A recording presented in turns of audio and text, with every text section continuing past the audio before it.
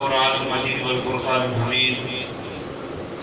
إن الله وملائكته يصلون على النبي يا أيها الذين آمنوا صلوا عليه وسلموا تسليما اللهم صل على سيدنا ومولانا محمد وعلى آل سيدنا ومولانا محمد وبارك وسلم کریمہ بخش برحال باقی حسن مسیرکم انتہوا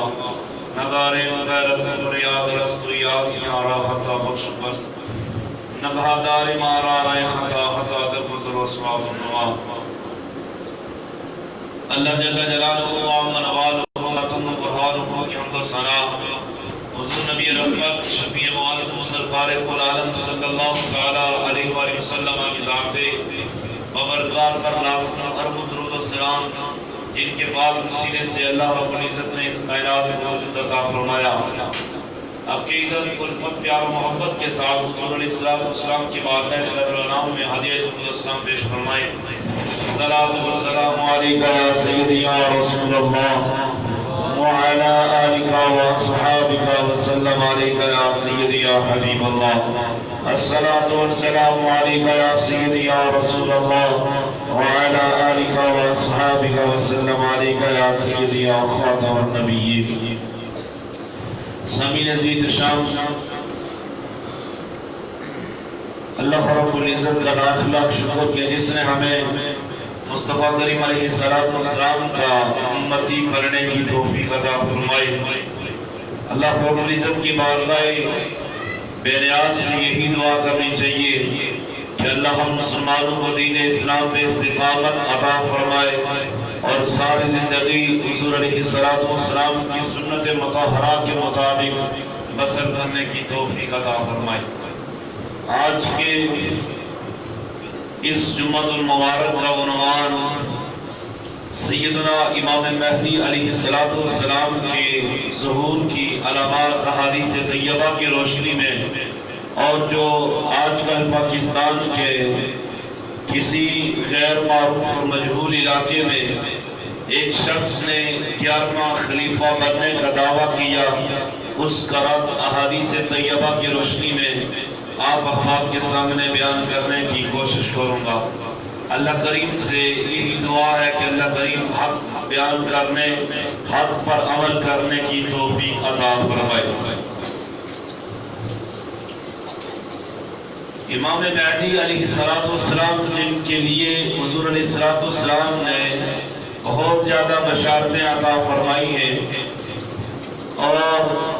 جن کی خصوصیت جن کے مناقب جن کے فضائل جن کی حیثیت کو اللہ کے رسول صلی اللہ علیہ وسلم نے مختلف جہاد سے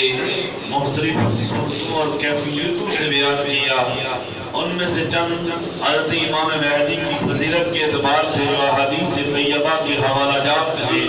بات کے سامنے گوش گزار کرنے کی توفیق حاصل کر رہا ہوں حضور علیہ السلام نے امام مہدی علیہ السلام کی اہمیت اور فوقیت کو بیان فرماتے ہوئے فرمایا سیدنا عبداللہ بن مسعود رضی اللہ تعالیٰ عنہ سے مروی ہے صحیح ستہ میں سے ترمذی شریف اور مسند امام احمد بن حنبل میں آتا ہے حضور نے ارشاد فرمایا کہ دنیا اس وقت تک ختم نہیں ہوگی جب تک ایک شخص عرب سے اور میری اہل بیت اطہار سے نہ آ جائے جس کا نام امام مہدی ہوگا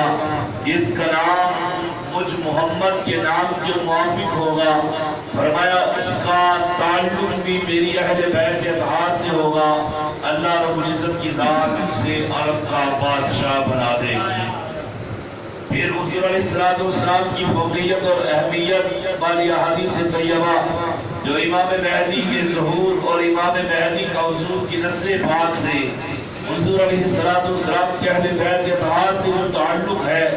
آپ کا جو ظہور ہے وہ اس اونچے عظمت والے اس عظیم گھرانے سے ہوگا جس کے بارے میں سیدہ ام سلمہ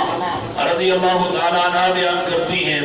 ابو داؤد شریف کی حدیث ہے کہ کائنات کے والی نے ارشاد فرمایا کہ امام مہدی کا ظہور میری اہل بیت اطہار سے اور میری نسل پاک سے ہوگا اور فاطمہ کی اولاد سے ان کا تعلق ہوگا۔ پھر امام مہدی علیہ السلام کی واقعیت، آپ کے فضائل و کمالات کو بیان کرتے ہوئے حضور نے ارشاد فرمایا، ابو داؤد شریف کی حدیث ہے، سیدنا ابن اسحاق رضی اللہ تعالیٰ عنہ سے مروی ہے، یہ فرماتے ہیں کہ میں ایک روز حضرت علی المرتضیٰ رضی اللہ تعالیٰ عنہ کی بارگاہ میں جاتا ہوں، میں دیکھتا کیا ہوں کہ علی پاک کی بارگاہ میں حضرت امام حسن علیہ السلام موجود ہے۔ امام حسن کو حضرت علی پاک نے اٹھایا ہوا ہے، امام حسن سے سرداروں میں سے ایک سردار ہوگا، اور پھر فرمایا اے حسن ان قریب تیری نسل سے، تیری ذریت سے، تیری اہل بیت اطہار سے ایک شخص آئے گا جس کا نام محمد صلی اللہ علیہ وسلم کے نام کے موافق نام ہوگا، اور جس کی سیرت نبی علیہ السلام کی سیرت کے مطابق ہوگی، اور جس کی سیرت حضور کے مشابہ ہوگی، لیکن صورت کسی بھی صورت میں حضور کے مشابہ نہیں ہوگی۔ فرمایا وہ شخص ایسا ہوگا دنیا کے اوپر جتنا بھی ظلم و جور ہوگا، جتنے بھی فتنے فساد ہوں گے، ان کو ختم کر دے گا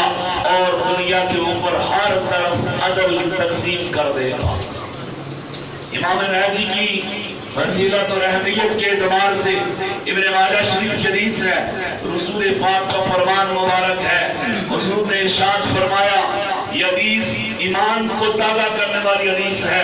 اس حدیث کو انسان اگر سنے سمجھے اور پھر یہ ایمان تازہ بھی ہوتا ہے، انسان کا ایمان کامل بھی ہو جاتا ہے کہ حضور نے امام مہدی کی تعریفات میں کتنی حدیثیں بیان فرمائی ہیں، اور آج کل کو دو چار کتابیں پڑھ لے اور اپنے آپ کو 11واں خلیفہ کہنا شروع کر دے، امام مہدی بننا شروع کر دے، نعوذ باللہ من ذالک حضور کی حدیث طیبہ کا صراحتاً انکار کر دے، تو اس سے بڑا نہنجار، اس سے بڑا دین میں فتنہ پیدا کرنے والا،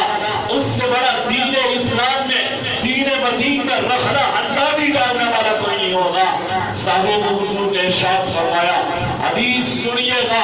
ایمان تازہ ہو جاتا ہے۔ حضور نے مہدی کی فضیلت کا اعتبار اپنی حدیث سے کس طرح بیان فرمایا؟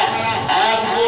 غیر معروف علاقے میں اٹھنے والا شخص اپنے آپ کو امام مہدی سے پہلے خلیفہ قرار دے دے تو یہ اسلام پر نہیں بلکہ صاحب اسلام کی حدیث طیبہ کا بھی صراحتاً انکار ہو جاتا ہے۔ حضور نے ارشاد فرمایا، ہم حضرت عبد المطلب کی اولاد جن میں نبی علیہ السلام کا شمار بھی، حضور فرمایا ہم جتنے بھی حضرت عبد المطلب کی اولاد ہیں ہم جنت کے سردار ہوں گے،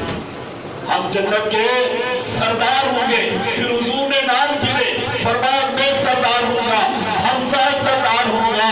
جعفر طیار سردار ہوگا۔ اس کے بعد حضور نے ارشاد فرمایا کہ حسن اور حسین سردار ہوں گے، علی سردار ہوگا، اور آخر میں حضور نے فرمایا مہدی بھی ہمارے ساتھ جنت کا سردار ہوگا۔ جس مہدی کو میرے نبی پاک اتنی فضیلت عطا فرمائے، جس مہدی کی فضیلت کے اعتبار سے حضور ابن ماجہ شریف کی حدیث ہے، حضور نے یہ بات بیان فرمائی، اس امام مہدی کے لیے ہر بندہ آج اٹھ کر یہ کہے کہ امام مہدی سے پہلے میں خلیفہ آیا ہوں، امام مہدی میرے بعد آئیں گے، اور اس طرح کی باتیں کرنا، دین کے اندر فتنہ پیدا کرنا، دین کے اندر یہ ارتداد پیدا کرنا، دین سے لوگوں کو دور کر دینا، دین کو بالکل صراحتاً رد کر دینا، اور دین کے جو اصول ہیں، دین کے جو ضابطے ہیں، دین کی جو بنیادیں ہیں، ان کو مسمار کر دینا۔ میں تو کہتا ہوں اس سے بڑا فتنے والا کوئی نہیں ہو سکتا جو دین کی بنیادوں کے اندر رکھنا ڈالے، دین کی بنیادوں کو مسمار کرنے کی کوشش کرے۔ میرے نبی علیہ السلام کا فرمان مبارک حضرت امام مہدی کی فضیلت حضور نے بیان فرمائی، مسلم شریف کی حدیث ہے۔ آج لوگ کہتے ہیں ہمارا حدیث کی صحیح سنت سے چاہیے، تو مسلم شریف وہ حدیث کی کتاب ہے، بخاری کے بعد اس کا مقام آتا ہے، بخاری شریف کے بعد مسلم شریف کی حدیث ہے۔ ابھی نظرہ روایت کرتے ہیں کہ میں نے حضرت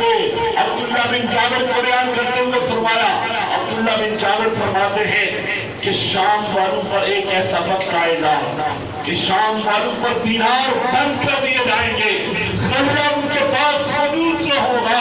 حضرت ابی نضرہ پوچھتے ہیں عبداللہ بن جابر سے، اے عبداللہ بن جابر یہ غلہ کیسے بند ہوگا، دینار کا سلسلہ اہل شام پر کیسے بند ہوگا؟ تو صاحبو عبداللہ بن جابر فرماتے ہیں کہ میں نے ابی نضرہ کے سوال میں جواب دیا کہ اہل روم والے، رومی لوگ شام کے اوپر کھانا پینا غلے کا سامان سارا بند کر دیں گے، کیونکہ میں نے حضور علیہ السلام سے سنا ہے، حضور نے ارشاد فرمایا ان قریب قیامت سے پہلے میری امت کے درمیان جب فتنے آسمان کی بلندیوں کو چھو جائیں گے، ایک شخص آئے گا میری اہل بیت طاہر سے جس کا تعلق ہوگا، جس کا نام امام مہدی ہوگا، وہ لوگوں کے درمیان فتنے کو ختم کرے گا، اور اس وقت دنیا کی یہ کیفیت ہوگی کہ ہر طرف ظلم و جور کا زور ہوگا، ہر طرف لوگ ایک دوسرے کو قتل کریں گے، ہر طرف ایک دوسرے پر ظلم کر دیا جائے گا، ساری دنیا میں فتنے فساد کا ظلم ہوگا، وہ دنیا اس فتنے فساد سے برپا ہوگی۔ فرمایا امام مہدی آئے گا، عدل کرے گا، اس کے پاس اللہ کی اتنی نعمتیں ہوں گی، اللہ اس مہدی کو اتنی نعمتوں سے، اللہ اس کو اپنی نعمتوں کی کثرت سے فراوانی عطا فرمائے گا کہ لوگوں کے پاس اتنا مال ہو جائے گا کہ لوگ اب مال اپنے گھر میں لے جا کر اسی طرح ردی کی صورت میں پھینک دیں گے، کہیں گے کہ اللہ کا اتنا کرم ہوا، اللہ کی اتنی نعمتیں ہمارے پاس آ گئی، اب ہمیں اتنے مال کی ضرورت نہیں ہے۔ صاحبو امام مہدی کے بارے میں حضور نے ارشاد فرمایا وہ آئے گا تو آسمان سے بارش کا جو سلسلہ منقطع ہو چکا تھا اللہ بارش کا نزول فرمائے گا، اور ایک بارش کے قطرے میں موسیقار بارش رحمت والی برسے گی۔ فرمایا زمین جس نے دانا اگانا بند کر دیا تھا، صاحبوں میرے نبی نے ارشاد فرمایا زمین کے اندر جس بیج کو ڈالا جائے گا وہ بیج دانے کی صورت میں جب ڈالا جائے گا بہت بڑی فصل کی صورت میں وہ ظاہر ہوگا، اور جو لوگ خاندان والے زندہ ہوں گے اپنے مردہ لوگوں کے لیے وہ تمنا کریں گے، یہ آرزو کریں گے کہ مولا تو ہم سے پہلے ہمارے اعزا اقربا، ہمارے ابا و اجداد، ہمارے رشتہ دار اس دنیا سے چل بسے ہیں، مولا تو ان کو دوبارہ زندہ کر تاکہ وہ بھی تیری نعمتوں سے فائدہ حاصل کریں۔ اور آج لوگ کچھ کی یہ کہیں جس طرح آپ کو میں فتنے سے آگاہ کرتا چلوں، 3-4 روز پہلے پاکستان کے ایک مجہول علاقے میں ایک شخص پریس کانفرنس کرتا ہے جس کا نام عبداللہ بن منیب ہے، بڑی داڑھی رکھی ہوئی ہے، امامہ سر پہ باندھا ہوا ہے، اور نعوذ باللہ من ذالک کہتا ہے کہ میں اللہ کے حکم سے آیا ہوں۔ اب اس کے 10 فتنے سنیے، ایمان والا بندہ کام چاہتا ہے کہ میرے نبی کے دین پر اس طرح کا حملہ کیا جائے۔ تو میں نے 3-4 دن میں پہلے بھی بتایا تھا کہ یہ انگریز اور یہودیوں کی سازش سے ہمارے ملک پاکستان کی بنیادوں کو کھوکھلا کیا جا رہا ہے۔ ملک پاکستان 1450 سال کی تاریخ رہی ہے، نبی علیہ السلام کی مدینے کی ریاست کے بعد جو ملک بنا، جس ملک کی بنیاد لا الہ الا اللہ محمد رسول اللہ پہ رکھی گئی، وہ صرف دنیا میں پاکستان واحد ملک ہے۔ اب اس کی بنیادوں کو کیسے کھوکھلا کیا جاتا ہے، کبھی قادیانیوں کا فتنہ آ جاتا ہے، کبھی کسی اور بڑا کا فتنہ آ جاتا ہے، اور کبھی عیسائیوں کو اتنے اعلیٰ رتبے پہ فائز کر کے پاکستان اور اسلامیان پاکستان کی بنیادوں کو کھوکھلا کیا جاتا ہے۔ سارے وہ شخص سب سے پہلے یہ کہتا ہے کہ ہند سے ٹھنڈی ہوا جو نبی علیہ السلام نے بشارت دی تھی، وہ حدیث سے پاک یہ ہے کہ مجھے ہند سے ٹھنڈی ہوائیں آتی ہے۔ غزوہ ہند کے بارے میں آپ نے سنا ہوگا، حضور نے ارشاد فرمایا یہ جو ہند ہے یہ بر صغیر پورا، حضور نے فرمایا غزوہ ہند ہوگا، مسلمانوں کو فتح ہوگی۔ وہ شخص پہلا، سب سے پہلا جو حضور علیہ السلام کے حدیث کا انکار کر کے یہ اتنا بڑا دعویٰ کر دیتا ہے کہ ہند کی وہ ٹھنڈی ہوا میں یہ کیسے ہو سکتا ہے؟ جو شخص سنت سے دور ہو، شریعت سے دور ہو، اطاعت خداوندی سے دور ہو، اطاعت رسول سے دور ہو، نبی کی صراحت اللہ فرمانیاں کرے، گستاخیاں کرے اور پھر نبی کی حدیث اپنے اوپر لاگو کر دے، اس سے بڑا جاہل، اس سے بڑا فتنہ پرور، اس سے بڑا دین میں رہنے لانے والا کوئی نہیں ہو سکتا۔ اور دوسرا وہ کہتا ہے کہ میری گستاخی امت کا پتہ لینا فرض ہو جاتا ہے۔ وہ شخص کہتا ہے، اس کا ویڈیو بیان سنیے، وہ کہتا ہے مجھے پاکستان کا وزیر اعظم اور جتنے بھی جرنیل ہیں، چاہے وہ بری فوج کے ہوں، بحری فوج کے ہوں، وہ جنرل قمر باجوہ کا نام لے کے کہتا ہے کہ یہ سارے ملک پاکستان کے وزیر اعظم اور جتنے پارلیمنٹرین ہیں، پاکستان کی جتنے بھی مخلوق ہے، جتنے بھی امتی مصطفیٰ کے یہاں رہتے ہیں، وہ سارے میرے ہاتھ میں بیعت کر دیں۔ اور آگے سب سے بڑا فتنہ یہ کہتا ہے کہ بِإِذْنِ اللَّهِ میں اللہ کے حکم سے آیا۔ مجھے بتاؤ، کائنات کے والی نے خود ارشاد فرما دیا تھا کہ میں آخری نبی ہوں، میرے بعد نبوت کا سلسلہ ختم ہو جائے گا، اور پھر اس طرح کے ناہنجار اٹھ کے نبی کی نبوت پر بھی حملے کریں اور یہ کہیں کہ ہم اللہ کے حکم سے آئے گے۔ اب وہی کا سلسلہ ایک عام بندہ جانتا ہے، ایک عام مسلمان جانتا ہے، وہی کا سلسلہ بند ہو چکا ہے۔ اب وہی آ نہیں سکتی، تو آج کل کوئی اٹھے اور اتنا بڑا دعویٰ کر دے اور مسلمانوں کے ایمان کو متزلزل کرنے کی کوشش کرے۔ میں تو کہتا ہوں کہ وہ شخص جہاں بھی ہے، جیسے بھی ہے، اسے امت محمدیہ کے سپرد کیا جائے اور اسے سرعام بازار کے چوک میں اتنی بڑی بری شدت کے ساتھ اس کو قتل کر دیا جائے تاکہ دوبارہ کوئی شخص اس طرح کا دعویٰ نہ کرے۔ اس کے بعد وہ شخص کہتا ہے کہ جو میری نہیں کرے گا، میری اطاعت نہیں کرے گا، وہ جہالت کی موت مرے گا۔ تو صاحبوں مجھے بتائیے کہ کیا نبی علیہ السلام کا یہ فرمان نہیں تھا کہ جو دین کے اندر فطرہ پیدا کرے، فرمایا میرے ان کے ساتھ کوئی تعلق نہیں ہے۔ 40 ایسی حدیث میرے حضور کی پڑھی ہے، حضور نے فرمایا جو حدیث پر نہ چلے، سرکار کی اطاعت نہ کرے، سرکار کی سنتوں کا مذاق کرے، حضور نے بار بار فرمایا لیس منا، لیس منا، لیس منا، اس کا تعلق ہم سے نہیں ہے۔ تو ایسا شخص جو نبی علیہ السلام کی بارگاہ میں ایسی باتیں کرے، حضور کی طرف منسوخ کرے، من گڑت باتوں کا روایت امت مسلمہ کے درمیان رکھے، صاحبوں مجھے بتاؤ کیا وہ امت مسلمہ کا خلیفہ ہو سکتا ہے؟ جواب آئے گا کسی صورت میں نہیں ہو سکتا۔ پھر آگے وہ کہتا ہے کہ حضور علیہ السلام نے مجھے خود امامت اور خلافت عطا فرمائی۔ حضور نے تو امام مہدی کی بشارت دی تھی، اور امام مہدی کی فضیلت کیا ہے؟ حدیث پاک کا فرمان مبارک ہے، حضور نے ارشاد فرمایا نماز فجر کے لیے اذان فجر ہو چکی ہوگی، اب اقامت پڑھنے والا وہ مکبر اقامت پڑھتا ہوگا، حضرت عیسیٰ مصلی پہ موجود ہوں گے،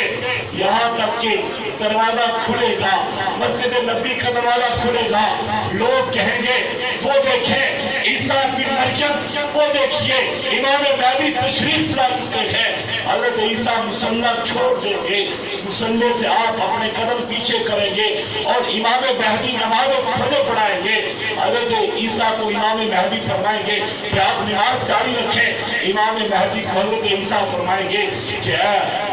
امام مہدی یہ تیرا مقام ہے، یہ اسی امت کا مقام ہے کہ یہ نبوت کی جو امامت کا سلسلہ ہے وہ نبوت تو ختم ہو چکی ہے، اب امامت و خلافت کے مصطفیٰ کریم کے امتی ہی کرے۔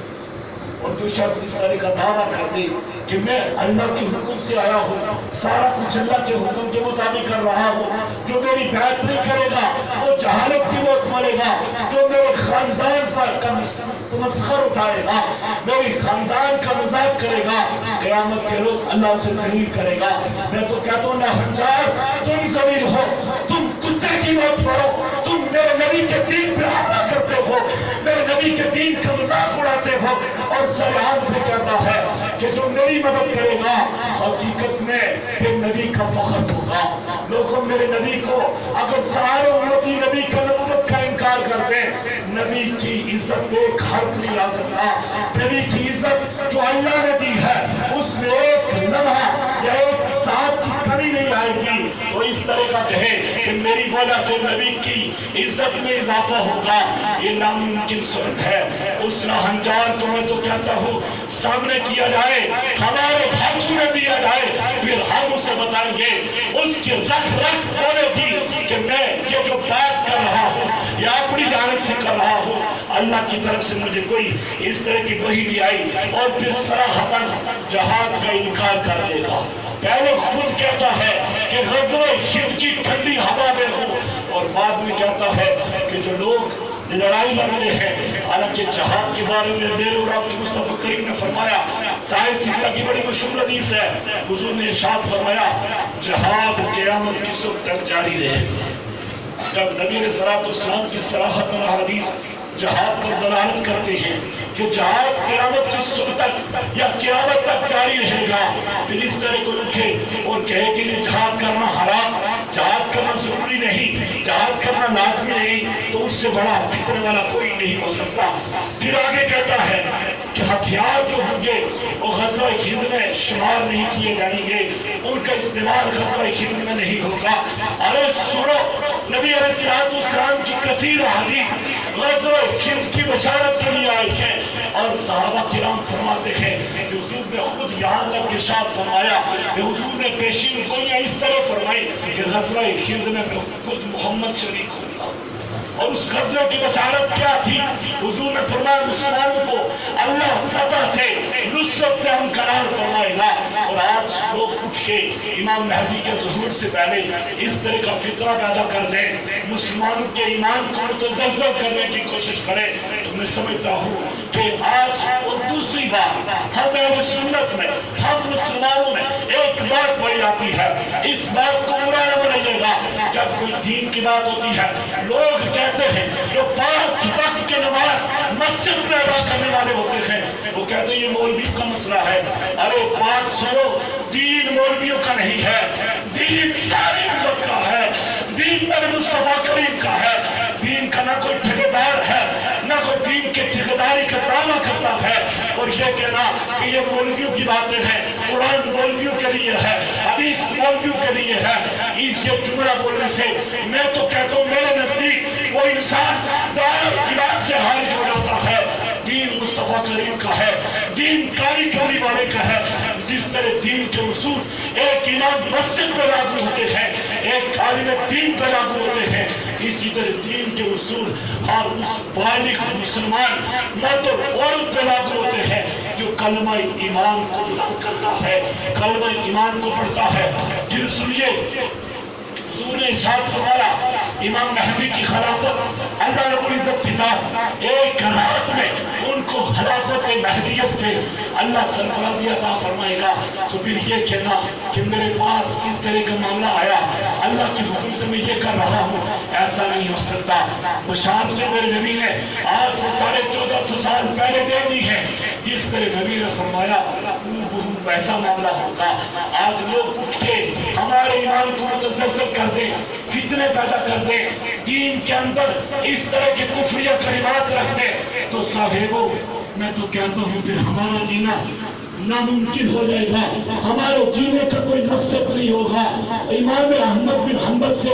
کسی نے کہا تھا کہ اگر تمہارے زمانے میں کوئی نبی کی گستاخی کرے تو تم کیا جواب دو گے؟ امام احمد بن حنبل کے جواب سنیے۔ امام احمد بن حنبل نے فرمایا پھر مسلمانوں کا جینا ضروری نہیں ہے کہ گستاخ رسول زندہ رہے، خوشی کی زندگی بسر کرے۔ فرمایا یہ مسلمان کو حق نہیں پہنچتا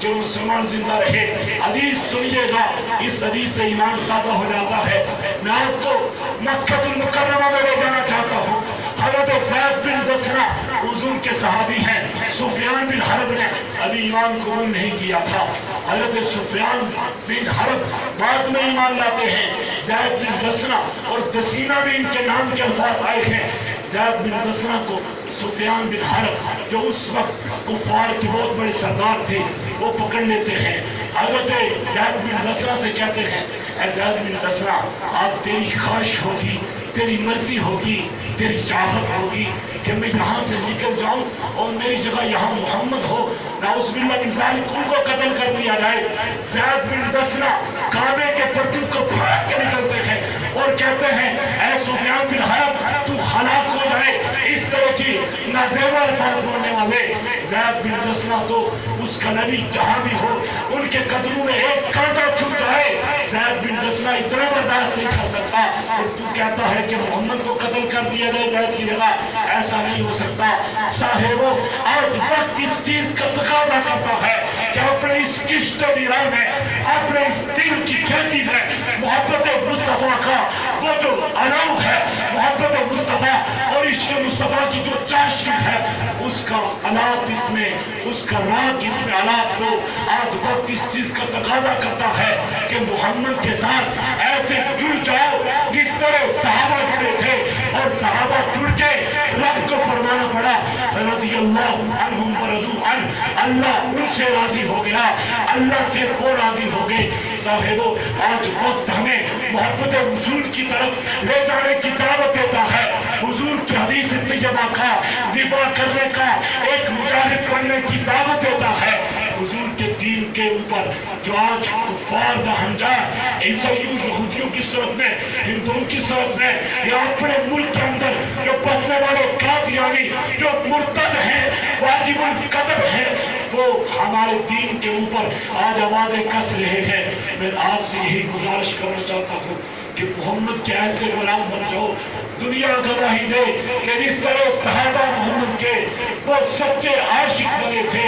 اللہ نے ان کو دنیا میں جنت کی، اللہ کے رسول نے انہیں جنت کی دنیا میں بشارتیں دے دی۔ تو میں کہتا ہوں ویسا ایمان ہمارا ہو جائے، ویسی اطاعت رسول ہماری ہو جائے تو ہماری یہ دنیا بھی سمجھ جائے گی۔ جب قبر میں پوچھا جائے گا محمد عربی کے بارے میں کہ ان کے بارے میں تو کیا جانتا ہے، وہاں ہمیں یہ بتانا پڑے کہ یہ تو وہ ہیں کہ جن کے لیے ہم دنیا میں اپنی عزت، اپنا تن من دن سب کچھ قربان کرنے کے لیے تیار تھے۔ آج وقت اس چیز کا تقاضا کرتا ہے کہ دین کو پڑھو، دین کو سمجھو، دین کے صاحب کے ساتھ وفاداری کرو۔ یہ جو لوگ دین کے ساتھ وفا کرتے ہیں، دین انہیں سربلندیاں عطا کرتا ہے۔ جو محمد کے غلام بن جاتے ہیں وہ دنیا کے امام بن جایا کرتے ہیں۔ صاحبو آج وقت اس چیز کا تقاضا کرتا ہے ہم قرآن پڑھیں،